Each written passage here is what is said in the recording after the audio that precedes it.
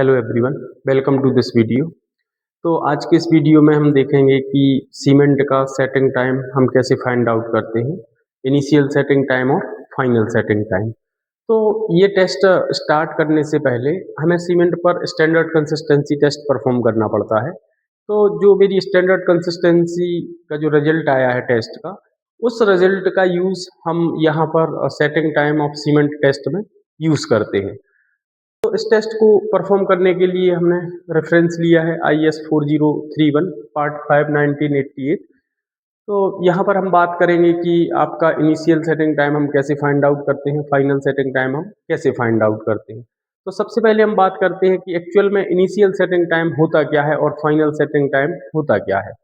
तो initial setting time एक वो टाइम इंटरवल है कि जब हम सीमेंट पे में जो सैंपल लिए हैं उसमें हम वाटर को ऐड करते हैं। वाटर को ऐड करने के बाद जब वो प्लास्टिसिटी लूज करना स्टार्ट करता है, तो we can say that it is the time elapsed between the movements water added to the cement and it starts losing its plasticity। मतलब वाटर को ऐड करते हैं और वो प्लास्टिसिटी लूज करना स्टार्ट करता है। ये जो टाइम elapsed है, ये जो टाइम इंटरवल है, इसको हम बोलते हैं इनिशियल सेटिंग टाइम। यहाँ पर अब हम बात करते हैं फाइनल सेटिंग टाइम की।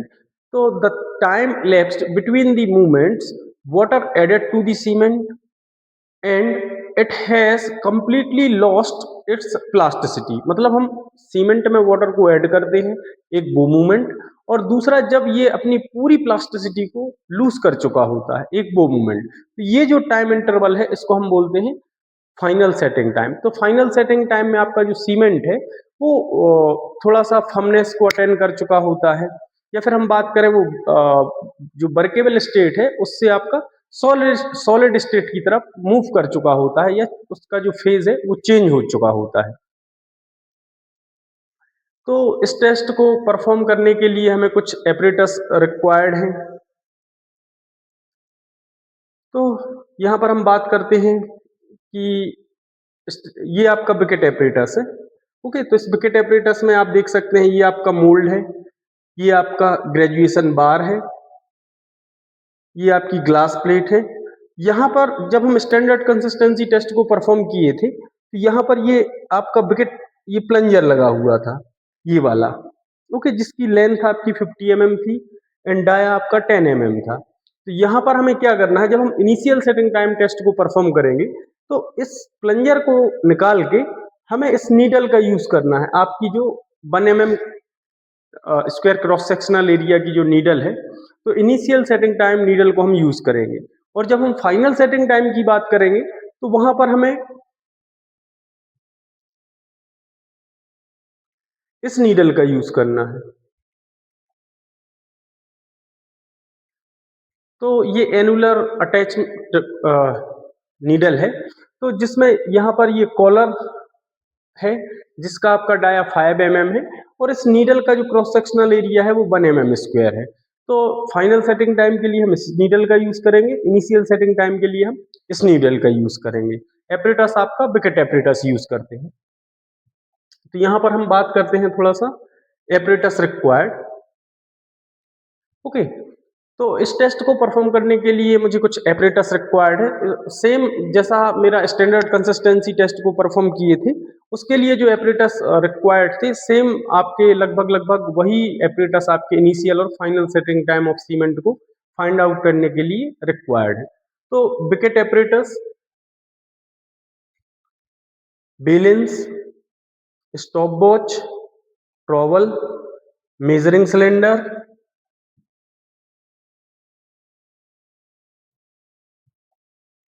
Animal tray. तो स्टैंडर्ड कंसिस्टेंसी का जो वीडियो हम बनाए थे उसमें हम ये सब चीज़ें 1 बाय 1 हम डिस्कस कर चुके हैं, तो आप उस वीडियो में देख सकते हैं। अब इसमें मटेरियल जो हमें यहाँ पर रिक्वायर्ड है वो आपका सीमेंट एंड वाटर, और जो आपका लेबोरेटरी का मटेरियल का वाटर का जो टेम्परेचर है वो आपका 27 ± 2 डिग्री होना चाहिए, और जो ह्यूमिडिटी है वहाँ पर आपका लेबोरेटरी की 65 ± 5% होना चाहिए। तो हम यहाँ पर बात करते हैं प्रोसीजर की। तो यहाँ पर प्रोसीजर में हम 1 बाय 1 जितने भी स्टेप्स इसमें इन्वॉल्व हैं टेस्ट को परफॉर्म करने के लिए, हम 1 बाय 1 स्टेप्स को यहाँ पर हम देखेंगे। तो सबसे पहले हम क्या करते हैं प्रोसीजर में, हम सैंपल को कलेक्ट करते हैं। तो आप 400 ग्राम का आपका जो सैंपल है उसको ले लेते हैं। तो सीमेंट के सैंपल में हम क्या करते हैं, सबसे पहले वाटर को ऐड करते हैं। अब जो वाटर की क्वांटिटी हमें इस टेस्ट को परफॉर्म करने के लिए जो वाटर की क्वांटिटी ऐड करनी है वो है आपकी 85% ऑफ स्टैंडर्ड कंसिस्टेंसी। तो लास्ट वीडियो में हमने देखा था कि आपकी जो स्टैंडर्ड कंसिस्टेंसी है वो 30% आई थी। ओके, तो इस 400 ग्राम का 30% आपका स्टैंडर्ड कंसिस्टेंसी थी और उस स्टैंडर्ड कंसिस्टेंसी का आपको 85% वाटर क्या करना है, यहाँ पर ऐड ऑन करना है। इट विल कम आउट 112 ग्राम। तो इस टेस्ट को परफॉर्म करने के लिए हमें जो सीमेंट का सैंपल लिया है उसमें हम 85% वाटर से 85% ऑफ स्टैंडर्ड कंसिस्टेंसी। तो लास्ट वीडियो में हमने देखा था कि जो मेरी स्टैंडर्ड कंसिस्टेंसी थी 30% आई थी। तो यहाँ पर हम 400 ग्राम सैंपल लिए हैं तो उसका 30% जो वैल्यू 120 ml 120 ग्राम आई, तो उसका 85% आपको वाटर इसमें सैंपल में ऐड ऑन करना है। ओके, तो आप सैंपल में वाटर को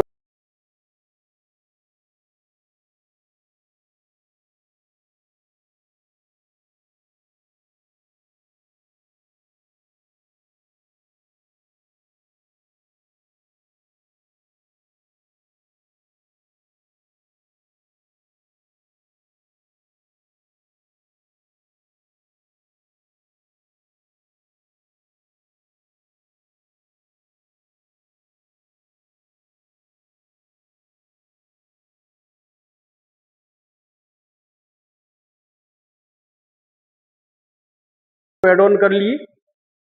वाटर को ऐड ऑन करने के बाद हम क्या करते हैं, उसकी गेजिंग कराते हैं। गेजिंग मीन्स मिक्सिंग कराते हैं। मिक्सिंग ट्रॉबल की हेल्प से हम क्या कराते हैं, मिक्सिंग कराते हैं।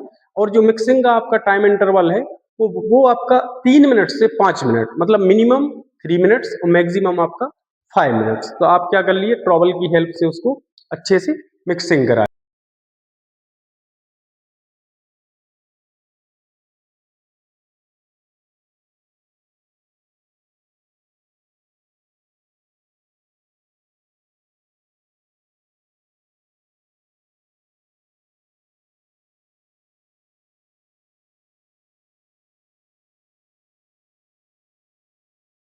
लिए। नेक्स्ट स्टेप की हम बात करें, अब यहाँ पर जब आप मिक्सिंग कराए हैं तो जैसे ही आप सैंपल में वाटर को ऐड किए थे उस टाइम को आपको क्या करना है, यहाँ पर नोट कर लेना है। उसको हमने नाम दे दिया है T1। ओके, तो मिक्सिंग कराने के बाद हम क्या करते हैं, थर्ड स्टेप में हम मोल्ड को फिल करते हैं अच्छे से। फिल करने के बाद हम उसको सेक कराते हैं थोड़ा सा, तो उसमें जो एयर बबल्स है वो आपके रिमूव हो जाएंगे। तो मोल्ड को फिल करने के बाद एयर बबल्स रिमूव कराने के बाद जो सीमेंट पेस्ट का जो आपका जो ब्लॉक होता है उसको हमने नाम दिया है यहाँ पर टेस्ट ब्लॉक।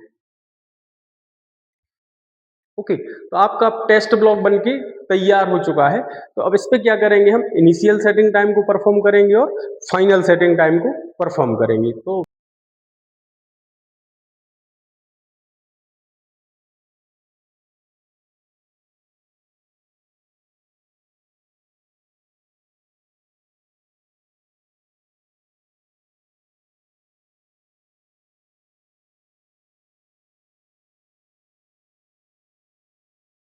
अब इसके बाद हम बात करते हैं determination of initial setting time. तो अब इसमें हम बात करें फोर्थ स्टेप की।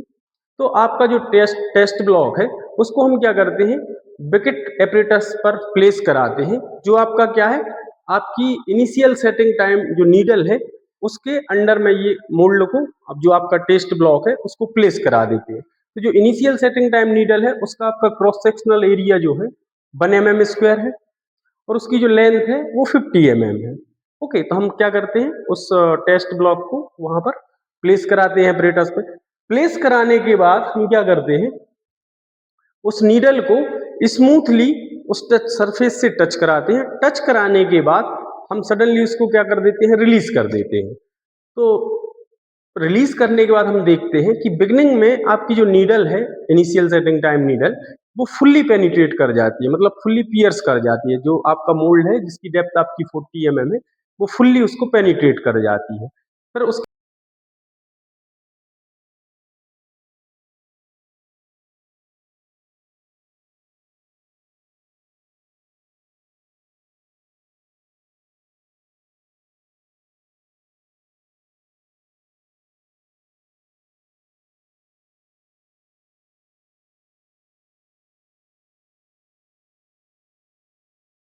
बाद हम टाइम इंटरवल लेते हैं, नेक्स्ट कुछ टाइम बाद चेक करते हैं, फिर उसके बाद कुछ टाइम बाद चेक करते हैं। तो हम क्या करते हैं, उस प्रोसीजर को हम रिपीट करते रहते हैं।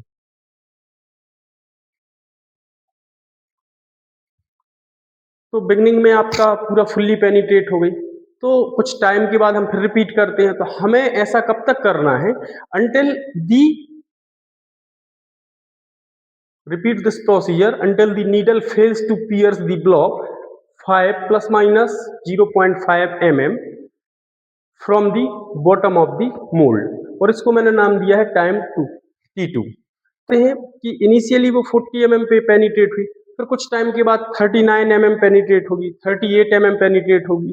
तो जो बॉटम से मुझे जो वैल्यू मिलती है, जब तक कि वो मुझे value 5 plus minus 0.5 mm value मुझे नहीं मिल जाती, और ये वैल्यू कहाँ से है आपकी रीडिंग, बॉटम से है। तो इसके बाद हम वो टाइम नोट कर लेंगे, उस टाइम को मैंने नाम दिया है T2। तो जब मैं वाटर को ऐड किया वो टाइम T1 है, और जब उस टेस्ट ब्लॉक ने मुझे ये रीडिंग दी, ये टाइम T2 है। तो इन दोनों के बीच का जो डिफरेंस है उसको मैंने बोला है initial setting time of the cement. Clear है?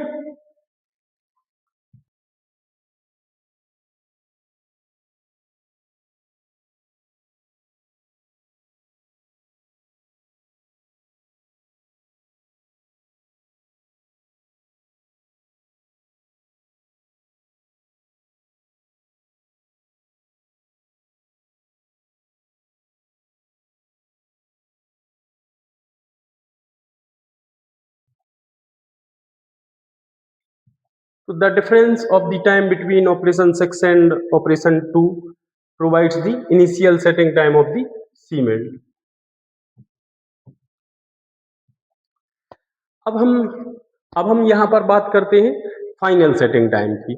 तो अब क्या करते हैं हम, जो आपकी इनिशियल सेटिंग टाइम नीडल थी उसको हम रिप्लेस करा देते हैं किससे, आपका एनुलर अटैच्ड नीडल से, जिसका आपका जो एनुलर है वो 5 mm का है, जो डाया है उसका, और जो उसका नीडल का क्रॉस सेक्शनल एरिया सेम आपका 1 mm स्क्वायर का है। तो नीडल को हम रिप्लेस करा देते हैं।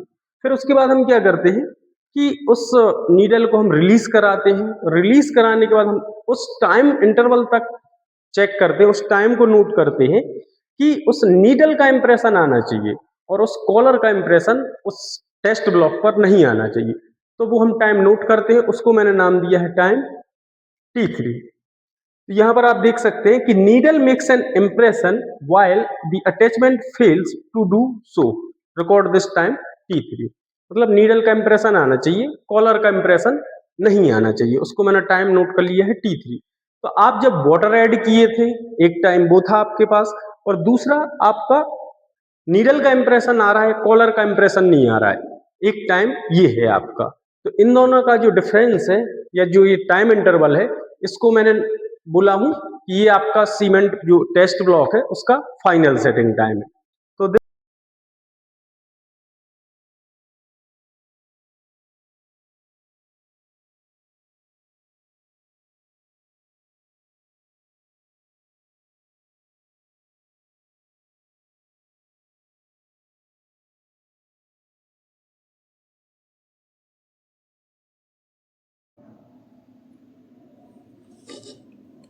Ready,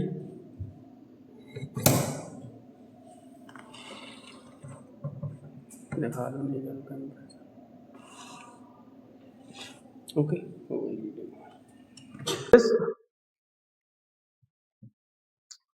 operation 9 and 2 will provide the final setting time of the cement। Okay, got it? Okay, तो अब हम यहां पर बात करते हैं रिजल्ट की। तो इस टेस्ट का जो रिजल्ट आया है मेरा, तो जो मैं सैंपल लिया था सीमेंट का, उसका जो रिजल्ट है हमारा, इनिशियल सेटिंग टाइम मेरा 55 मिनट्स आया है और फाइनल सेटिंग टाइम मेरा 175 मिनट्स आया है। तो इनिशियल सेटिंग टाइम 55 मिनट्स और फाइनल सेटिंग टाइम 175 मिनट्स।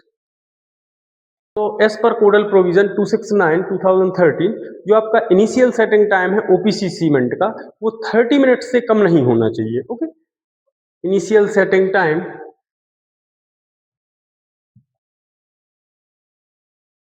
तो 30 मिनट से कम नहीं होना चाहिए, should not be less than 30 minutes.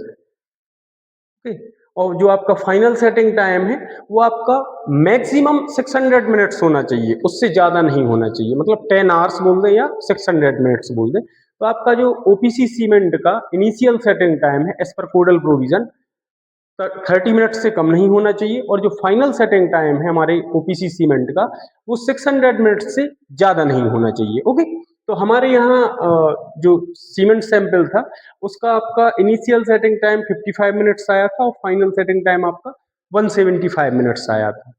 Okay, understood? Okay, thank you.